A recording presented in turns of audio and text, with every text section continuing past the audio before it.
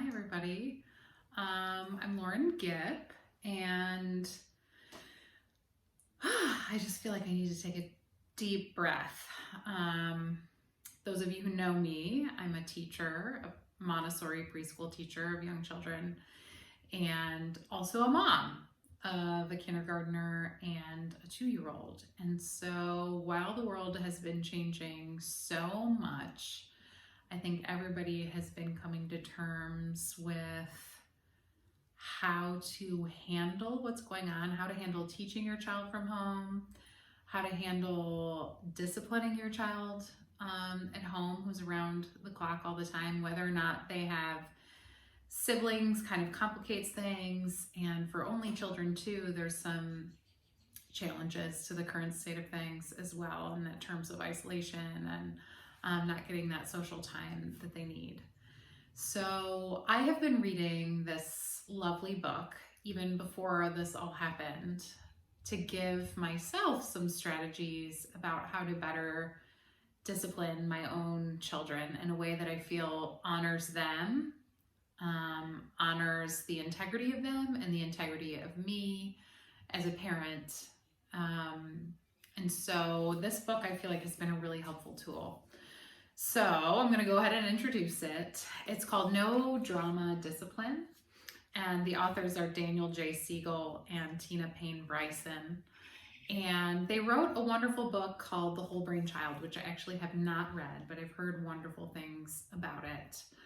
And the reason why I started reading this book was for a couple of reasons. First of all, we have a very sometimes defiant and feisty kindergarten boy at home, and he was just putting his reactions and responses to things in life were putting me in a position where I felt like angry and I was responding very reactively to him, and I didn't like the way that felt in my body. I didn't like the way that he responded to it. And I felt like there was nothing else left to do except for to raise my voice and be like, just go to your room. I can't take this anymore.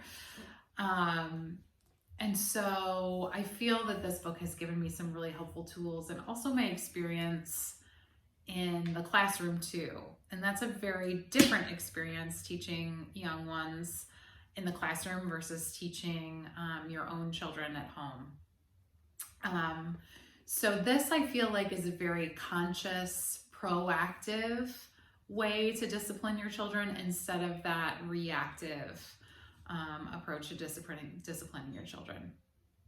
So I think in order to kind of start this discussion, it's helpful to reframe the way that we think about discipline as punishment versus what the word discipline actually means.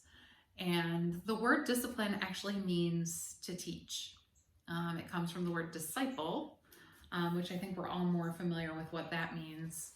But when we think of discipline, we think of, at least I think of, or I've thought of, that punitive sort of go to your room approach that I referred to before.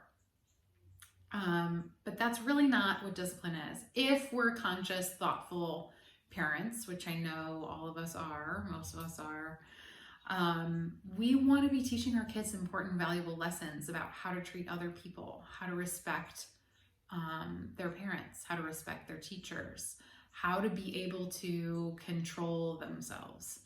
So that should really be, as we go into the study of what discipline should be, that should really be the thought in our minds, that we want to be teaching our children about how to behave. And that was really helpful to just kind of keep that in my mind as I've been grappling with these things, having my son home and my daughter around the clock, because there are those moments that I start to feel like I get that reactive part of me going again. But to think, that ability to kind of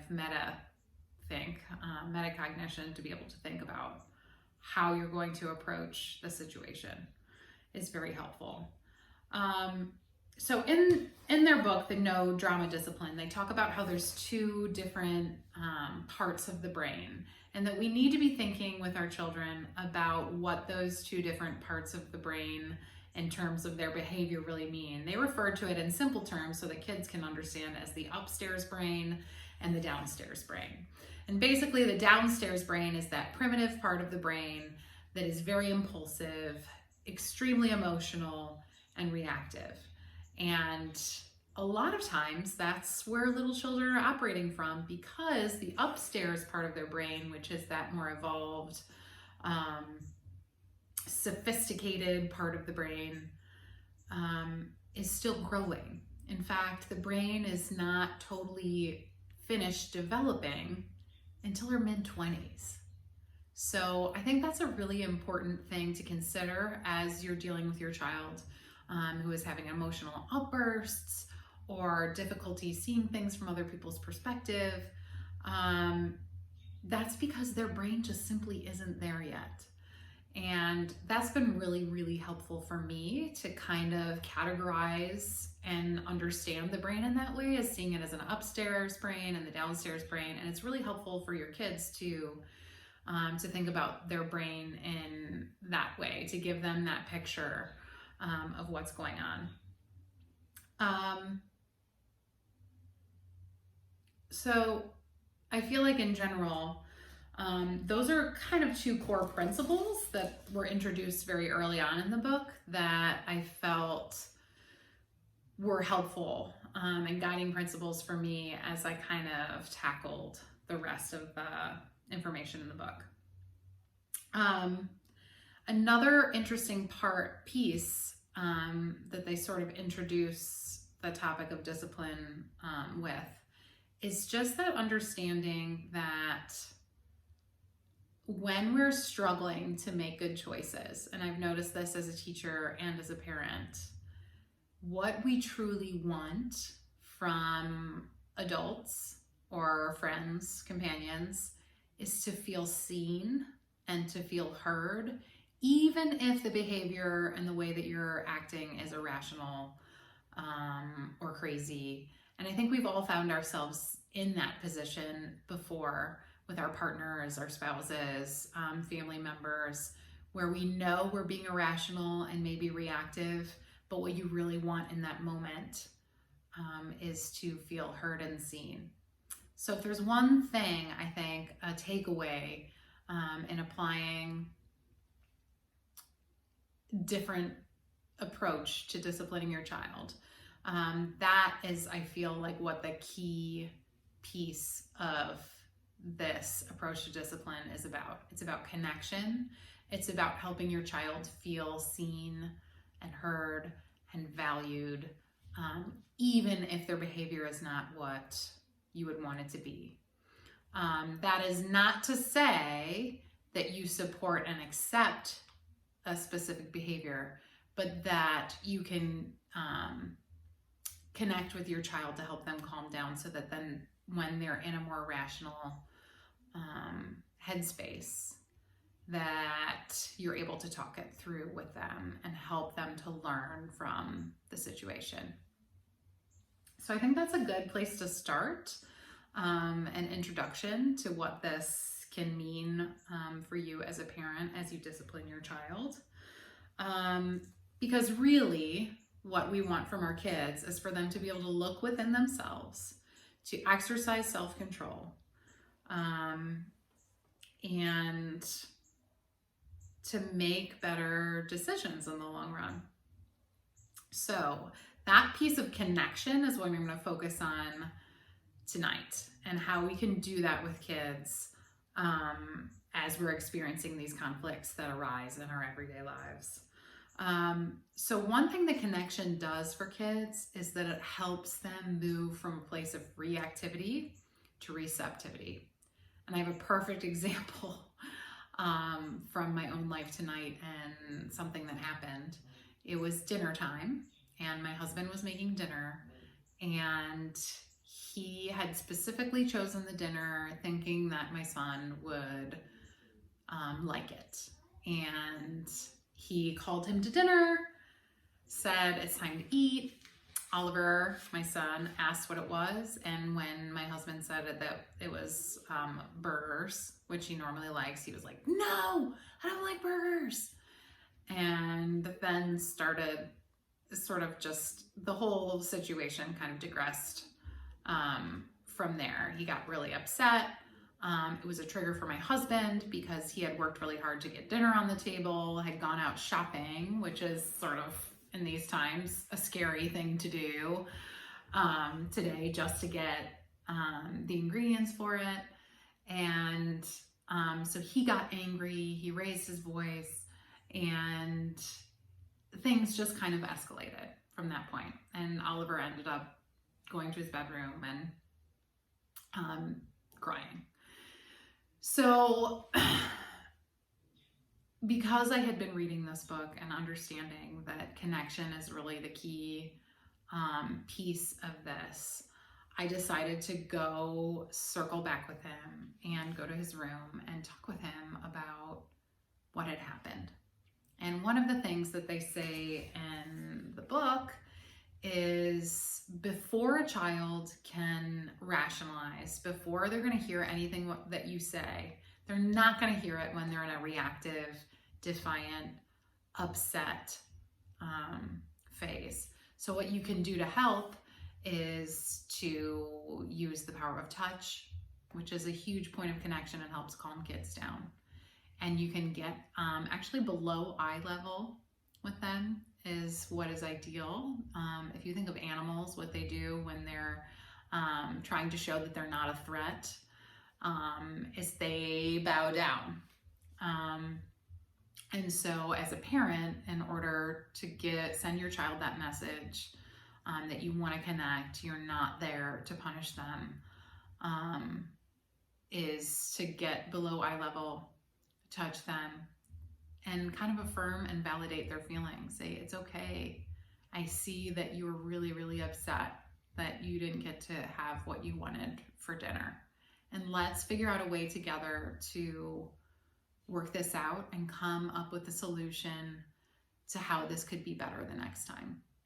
And then I proceeded to explain the feelings of my husband and to say, you know what, Dad just really wanted you to like this dinner. And he spent a lot of time on it.